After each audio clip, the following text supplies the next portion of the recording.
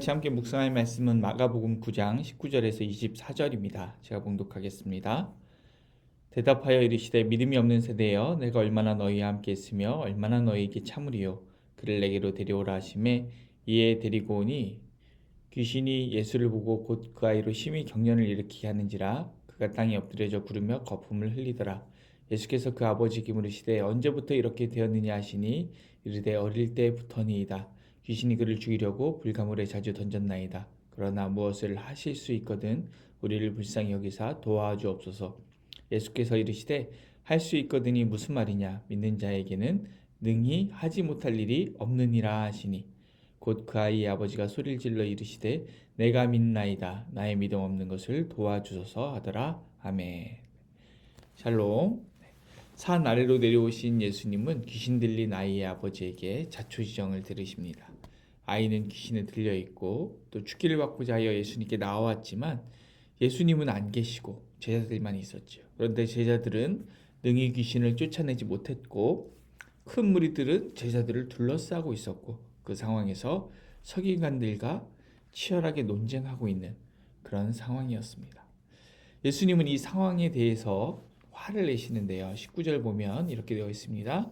대답하여 이르시되 믿음이 없는 세대여 내가 얼마나 너희와 함께 있으며 얼마나 너희에게 참으리요 그를 내게로 데려오라 하시매. 바로 믿음이 없음에 대하여 이제 화를 내고 계신 것이죠.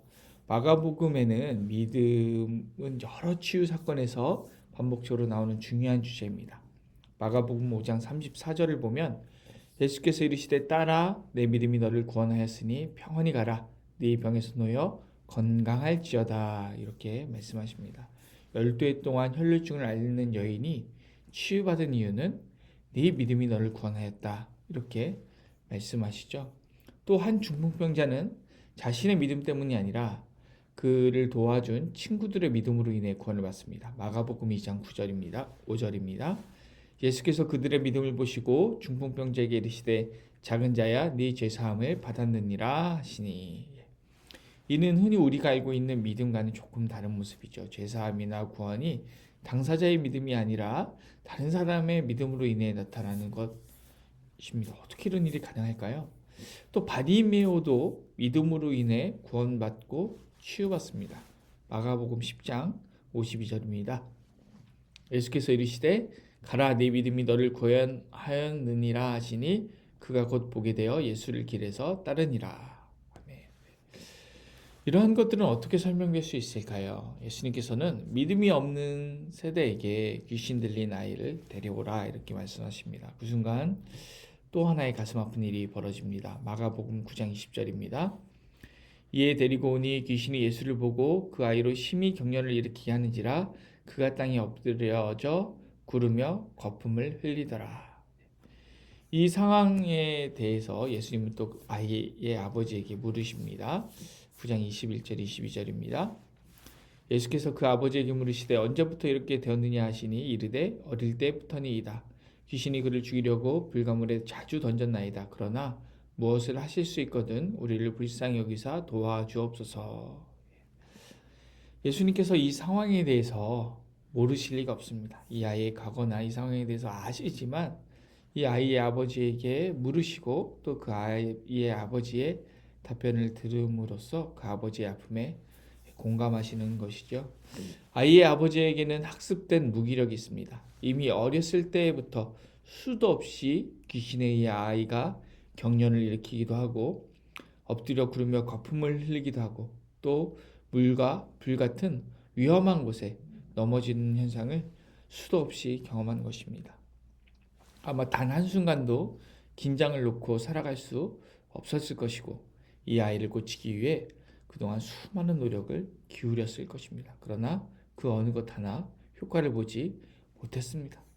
그 수많은 노력 끝에 예수님께서 귀신을 내어줄 수 있다는 그 소식을 듣고 예수님께 왔지만 예수님이 안 계시고 그 제자들에게 부탁했으나 그 제자들이 능히 쫓아내지 못한 것이죠.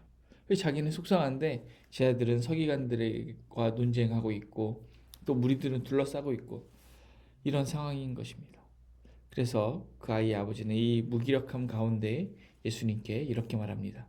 무엇을 하실 수 있거든 우리를 불쌍히 여기사 도와주옵소서.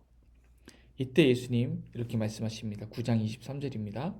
예수께서 이르시되 할 수 있거든이 무슨 말이냐? 믿는 자에게는 능히 하지 못할 일이 없느니라 하시니. 여러분, 저는 예수님이 이 말씀이 제자들에게는 혼내는 말씀인 동시에 이의 아버지에게는 위로와 격려의 말씀이라고 생각합니다. 할 수 있거든이 무슨 말이냐? 믿는 자에게는 능히 하지 못할 일이 없다라는 이 말씀은 이미 자기의 딸이 죽었다는 소식을 들은 회당장 야이로의 딸에게 하셨던 말씀을 떠올리게 합니다. 마가복음 5장 35절 36절입니다. 아직 예수께서 말씀하실 때에 회당장의 집에서 사람들이 와서 회당장에게 이르되 당신의 딸이 죽었나이다. 어찌하여 선생을 더 괴롭게 하나이까?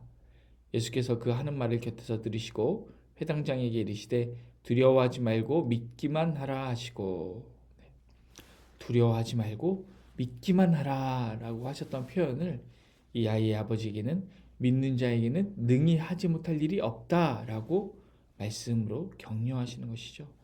이에 대해서 아버지는 이렇게 대답합니다. 9장 24절입니다. 곧 그 아이의 아버지가 소리를 질러 이르되 내가 믿나이다. 나의 믿음 없는 것을 도와주소서 하더라. 이 아버지는 담담하게 대답하지 않습니다. 소리를 질러 대답했습니다. 그는 절박했습니다. 그는 외쳤습니다. 내가 믿나이다. 여러분, 이 아버지는 지금 내가 믿나이다 라고 고백했습니다. 그런데 내가 믿나이다 라고 고백했는데 그 뒤에 내용이 조금 이상합니다. 이미 내가 믿나이다 라고 했는데 그 뒤에 이어서 나의 믿음 없는 것을 도와주소서라고 고백합니다. 이미 믿는다고 고백했는데 왜 나의 믿음 없는 것을 도와주소서라고 할까요? 제가 이 묵상을 준비하면서 책을 읽다가 아주 귀한 한 구절을 발견했습니다. 제가 읽어드리겠습니다. 우리는 믿기 시작했을 때 비로소 우리의 믿음 없음을 발견하게 된다. 이 아버지는 예수님을 믿기 시작함으로 자신이 얼마나 믿음이 없는 사람이었는지 비로소 알게 되었습니다. 그리고 믿음의 주인이신 주님께 자신의 믿음 없음을 도와달라고 간구할 수 있게 되었습니다. 우리가 앞에서 바라봤던 치유 사건도 마찬가지입니다.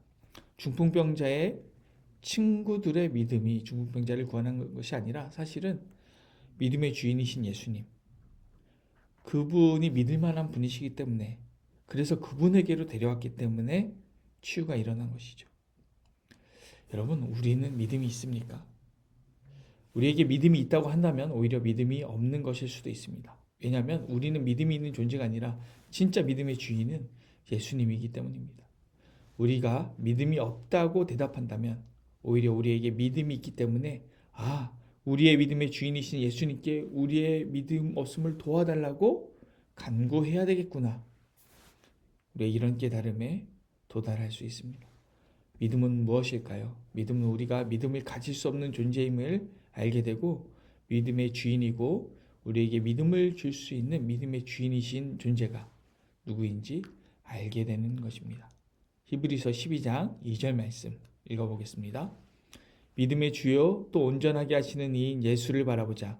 그는 그 앞에 있는 기쁨을 위하여 십자가를 참으사 부끄러움을 개의치 아니하시더니 하나님 보좌 우편에 앉으셨느니라. 아멘. 믿음이 생긴다는 것은 우리가 믿음의 주체가 아님을 깨닫고 진짜 믿음의 주인이신 예수님을 의지하게 되는 것입니다. 오늘 우리의 삶 가운데 있는 여러 상황 가운데 우리가 낙담하게 될 수 있습니다. 우리에게 여러 어려운 상황들이 있죠. 그때 주님께서 이 믿음이 없는 세대여 내가 얼마나 너희에게 참으리요. 할 수 있다면이 무엇이냐. 믿는 자에게 능히 하지 못함이 없느니라 말씀하신다면 우리가 주님 내가 믿나이다. 나의 믿음 없음을 도와주소서라고 믿음의 주인이신 예수님을 의지하고 기도할 수 있으면 좋겠습니다. 기도하겠습니다. 사랑이 많으신 하나님 감사합니다. 믿음의 주인이신 주님, 내가 주님을 믿습니다. 내가 믿습니다. 나의 믿음을 없음을 도와주시옵소서.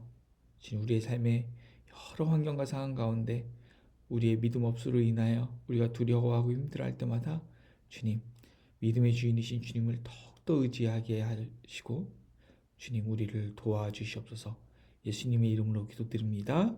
아멘. 오늘 도고 기도는 신생아 영아 유치부를 섬기시는 분들과 그 부서 아이들을 위하여 기도하겠습니다.